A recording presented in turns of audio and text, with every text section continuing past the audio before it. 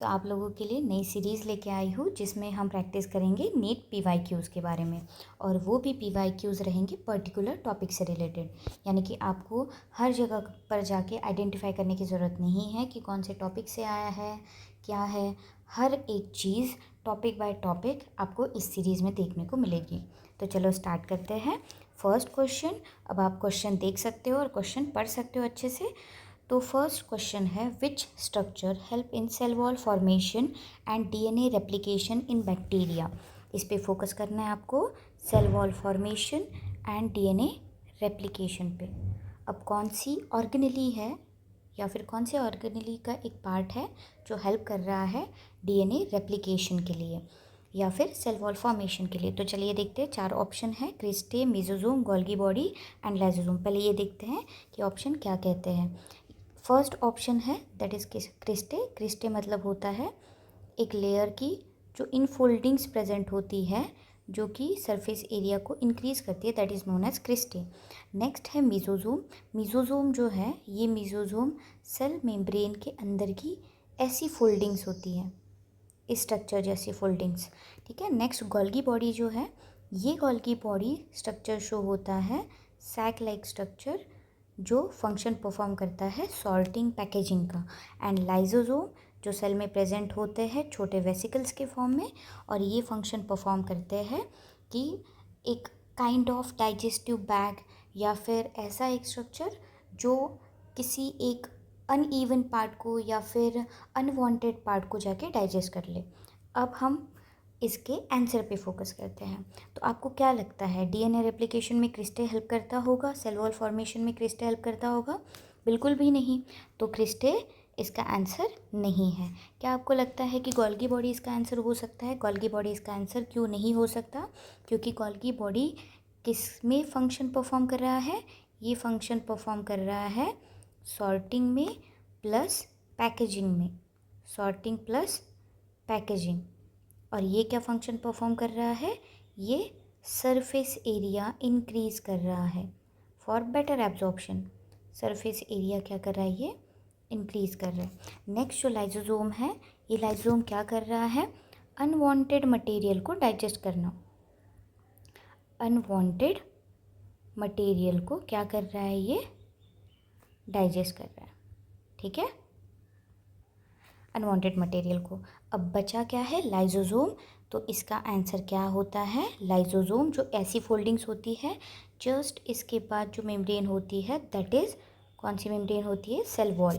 यानी कि ये जो मेम्ब्रेन है ये क्या करेगी? ये जो मेसोजोम है ये क्या करेंगे? सेल वॉल फॉर्मेशन करेंगे प्लस DNA रेप्लिकेशन करेंगे, यानी कि DNA की एग्जैक्ट कॉपी बनाने का काम करेंगे, that is known as DNA replication. अब आप राइट साइड में देख सकते हो, मैंने यहाँ पर भी इमेज ड्रॉ की है जिसमें मैंने मेसोजोम दिखाया है। मेसोजोम के साथ ये रही प्लाज्मा मेम्ब्रेन, जिसकी फोल्डिंग जो है वो इनफोल्डिंग क्या शो कर रही है?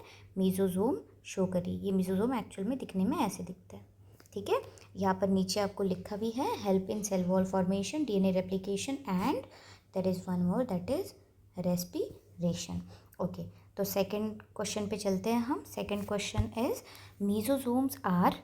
अब ये क्वेश्चन कब पूछा गया है, यहाँ पर ये चीज़ भी मेंशन है, ये रिसेंटली पूछा गया था in the year of NEET 2025।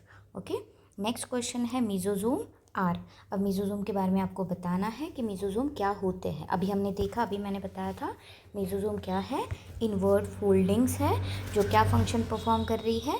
Respiration, next DNA replication and cell wall formation. यहाँ देखते हैं, क्या ये मेसोजोम क्या है? क्या मेसोजोम सेल वॉल की इनफोल्डिंग्स है? बिल्कुल भी नहीं। क्यों नहीं? क्योंकि ये किस चीज़ की इनफोल्डिंग्स है? ये इनफोल्डिंग्स है सेल मेम्ब्रेन्स की, सेल मेम्ब्रेन्स की इनफोल्डिंग है। क्या ये राइबोसोमल स्ट्रक्चर शो कर रहा है? बिल्कुल भी नहीं, ये तो टोटली इनवैलिड है। नेक्स्ट, क्या ये DNA लूप्स है? नॉट पॉसिबल, DNA लूप्स में ऐसे स्ट्रक्चर शो होते ही नहीं है। तो क्या बचा है? प्लाज्मा मेम्ब्रेन की इनफोल्डिंग है। तो हमारा करेक्ट आंसर क्या होगा? प्लाज्मा मेम्ब्रेन की infolding, that is known as mesosome. ये पूछा गया था 2017 में। नेक्स्ट बात करते हैं हम थर्ड क्वेश्चन की। ये क्वेश्चन पूछा गया है नीट 2019 में। Ribosomes were first observe by.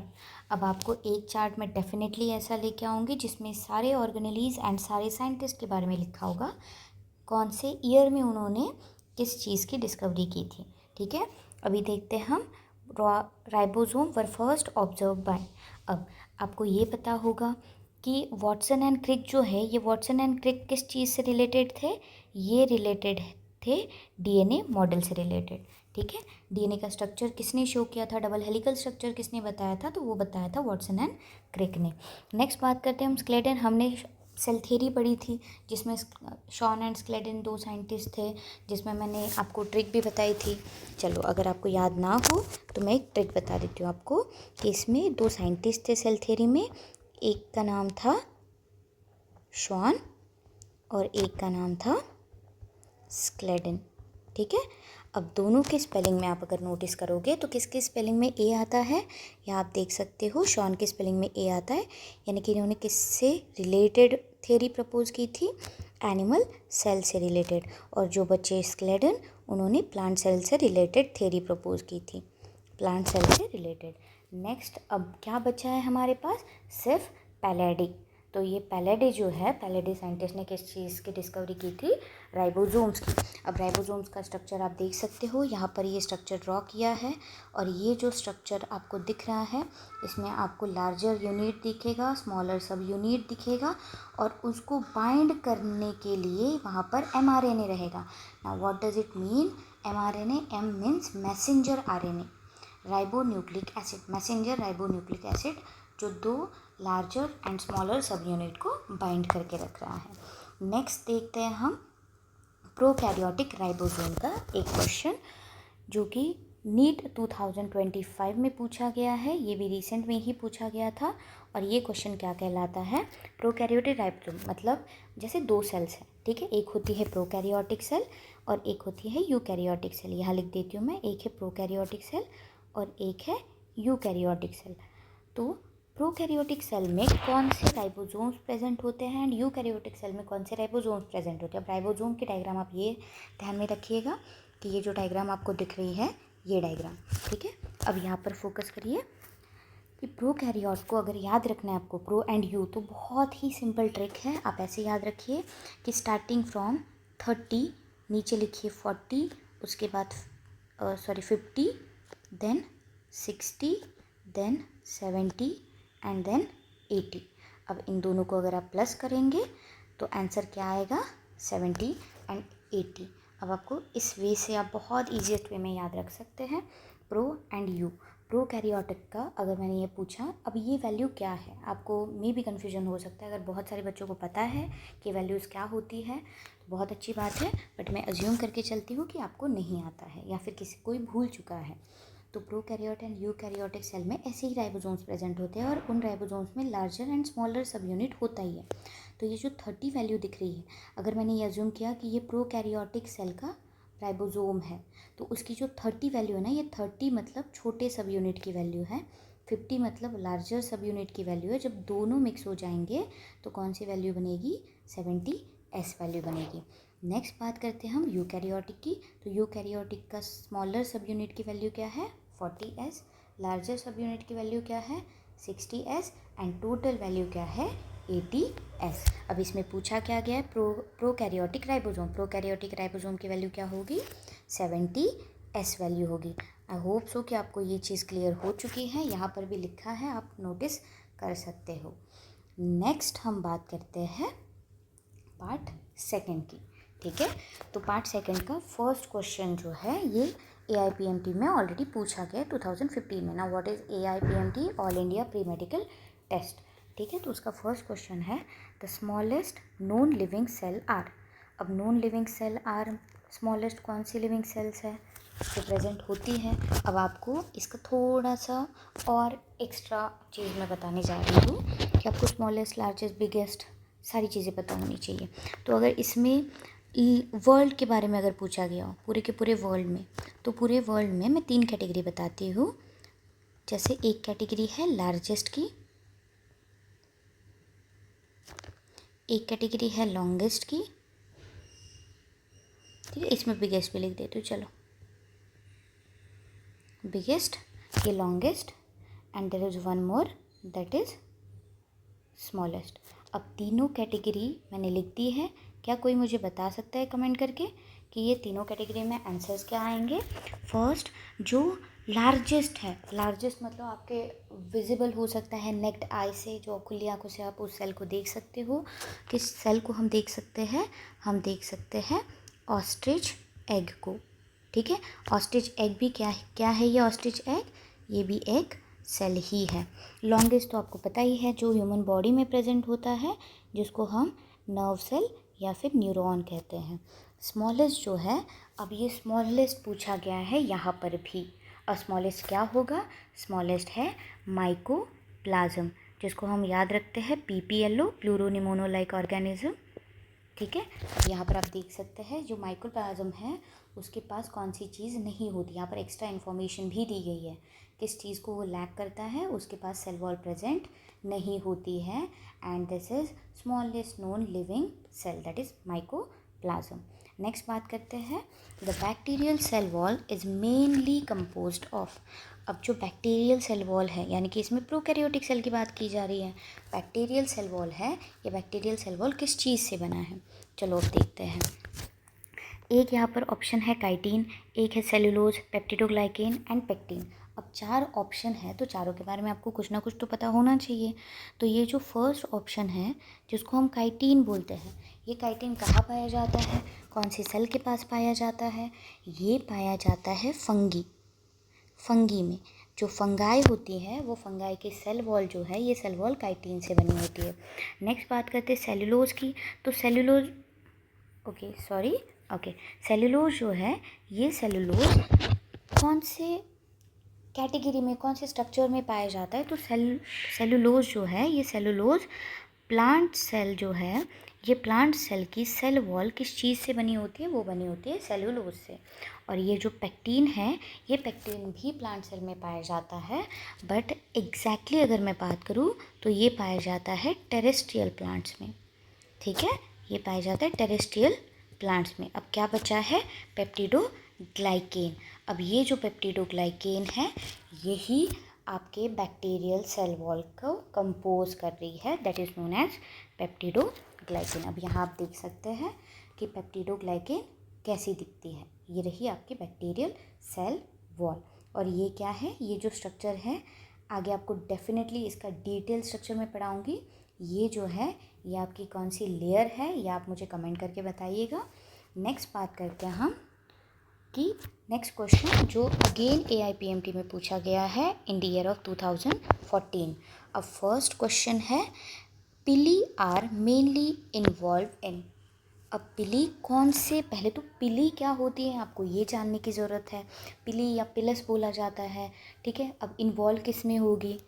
ठीक है, अब पिली होती क्या, कौन से सेल में प्रेजेंट होती है?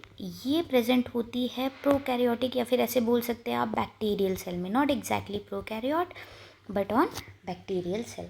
अब बैक्टीरियल सेल में अगर हम बात करें तो रेस्पिरेशन परफॉर्म करने के लिए कौन रहता होगा?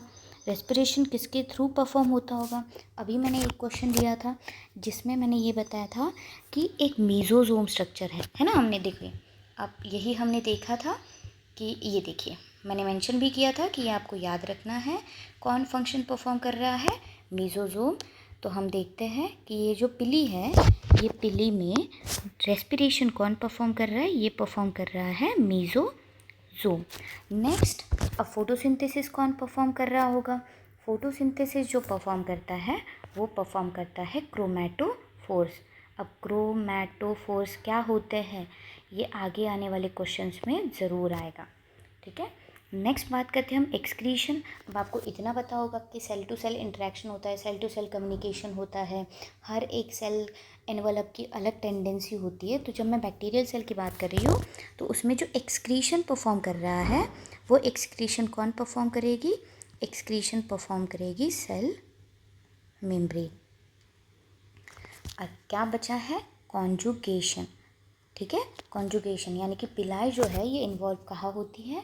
कॉन्जुगेशन। अब कॉन्जुगेशन मतलब क्या होता है? कॉन्जुगेशन मतलब होता है कि एक ऐसा स्ट्रक्चर जो दोनों सेल को अटैच कर रहा है और दोनों सेल के अंदर डीएनए ट्रांसफ़र को हेल्प कर रहा है। आप देख सकते हैं यहाँ पर कि ये दो सेल्स हैं और इसमें एक साइड का डीएनए दूसरे साइड जा रहा है, दूसरे साइड का डीएनए यहाँ आ रहा है, यानी कि cell to cell DNA transfer करने का काम कौन कर रहा है? एक पिलाई कर रही है, जिसको बोला जाता है कॉन्जुगेशन। नेक्स्ट बात करते हैं हाँ नेक्स्ट क्वेश्चन की, जो नीट 2016 में पूछा गया है। नीट 2016 में ये क्वेश्चन रहा, which structure is present in prokaryote. Prokaryote की ऑलरेडी मैंने आपको एक वीडियो बना के दिया है, जिसमें मैंने बहुत अच्छे तरीके से और कैसे याद रखा जाता है प्रोकैरियोट एंड यूकैरियोट को, वो भी मैंने बताया है। तो आप ज़रूर जाके सर्च करके देखिएगा, आपको वो वीडियो ज़रूर मिलेगा प्रोकैरियोट एंड यूकैरियोट के बीच के डिफरेंस का। ठीक है, तो अब प्रोकैरियोटिक के बीच में इसमें पूछा क्या गया है कि कौन सी चीज़ एब्सेंट होती है प्रोकैरियोटिक सेल में। प्रोकैरियोटिक सेल में सेल मेम्ब्रेन होगी क्या? ऑब्वियसली हर एक सेल के पास सेल मेम्ब्रेन प्रेजेंट होती है। प्रोकैरियोटिक सेल के पास राइबोसोम होगा क्या? हाँ, प्रोकैरियोटिक सेल और यूकैरियोटिक सेल दोनों के पास राइबोसोम्स प्रेजेंट होता है। अब आपके पास एक और मैं क्वेश्चन दे रही हूँ, जो आपको कमेंट में बताना है कि ऐसी कौन सी ऑर्गेनेलीज हैं जिनके पास ऑलरेडी राइबोसोम्स प्रेजेंट होता है। ठीक है, आपको बताना है।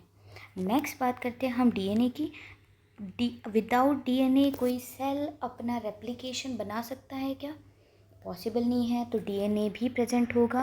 अब कौन सी चीज़ एब्सेंट होती है? That is membrane bound organelle या फिर मेम्ब्रेन बाउंड न्यूक्लियस। अब मेम्ब्रेन बाउंड न्यूक्लियस मतलब क्या होता है? Well defining nucleus, that is known as membrane bound nucleus. ये इसके पास प्रेजेंट नहीं होता है, यानी कि इसके पास क्या है? एब्सेंट है। लास्ट क्वेश्चन देखते हैं हम इस सीरीज़ का कि genetic material in prokaryote is located in. ये पूछा गया है नीट 2017 में। ठीक है, जेनेटिक मटेरियल प्रोकैरियोटिक के बारे में, प्रोकैरियोटिक सेल के अंदर जेनेटिक मटेरियल कहाँ पर लोकेटेड है। अब इसमें बहुत सारे कन्फ्यूजन हो सकता है आपको कि इसमें न्यूक्लियस पूछा गया है, फिर न्यूक्लियोलस पूछा गया है, फिर न्यूक्लियोइड पूछा गया है, फिर सेंट्रोसोम पूछा गया। बाप रे, इतने सारे ऐसे होगा कि ऐसे आपको लग रहा होगा कि ऐसे 2-3 ट्विन बच्चों को खड़ा कर दिया और आपको बताना है कि कौन रमेश है और कौन सुरेश है। ठीक है, अब इसको अगर आइडेंटिफाई करना है तो पहले आपको ये जानना पड़ेगा कि व्हाट इज़ न्यूक्लियस। न्यूक्लियस का मतलब क्या होता है कि अगर ये एक सेल है, सेल के अंदर प्रेजेंट होता है, ये न्यूक्लियस है। ठीक है, ये अंदर वाला ये न्यूक्लियस है। न्यूक्लियस आई होप सो कि आपको समझ में आ गया होगा। उसके बाद न्यूक्लियस के अंदर एक और स्ट्रक्चर प्रेजेंट होता है, उसको बोला जाता है न्यूक्लियोलस।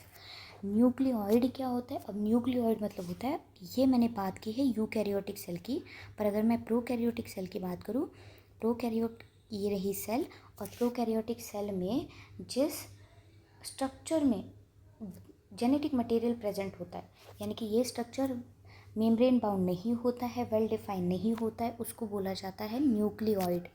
नेक्स्ट, सेंट्रोजोम क्या होता है? मैंने बच्चों को हमेशा बताती हूँ, सी से सेंट्रोजोम, सी से सेल डिवीजन, आपको ऐसे याद रखना है, सी से सेल डिवीजन। अब इसमें क्या पूछा गया है? प्रोकैरियोटिक। क्या पूछा गया है? Genetic material. तो ऑब्वियसली ये यूकैरियोटिक का है, ये भी यूकैरियोटिक का है, ये भी यूकैरियोटिक में प्रेजेंट होता है। क्या प्रेजेंट? ओके अगेन ओके, क्या कौन सा है जो प्रोकैरियोटिक में ओनली प्रेजेंट होता है? दैट इज़ न्यूक्लियोइड, जो जेनेटिक मटेरियल को होल्ड करके रख रहे हैं। यहाँ आप देख सकते हैं ये होल्डिंग कैपेसिटी जो इसके पास है, that is known as nucleoid. यहाँ पर देख सकते हैं आप, region where genetic material is present. So thank you so much. Next series जल्दी आएगी और इसमें अभी प्रोकैरियोटिक के क्वेश्चन ख़त्म नहीं हुए हैं, इसका सेकंड पार्ट ज़रूर आएगा। सो थैंक यू सो मच।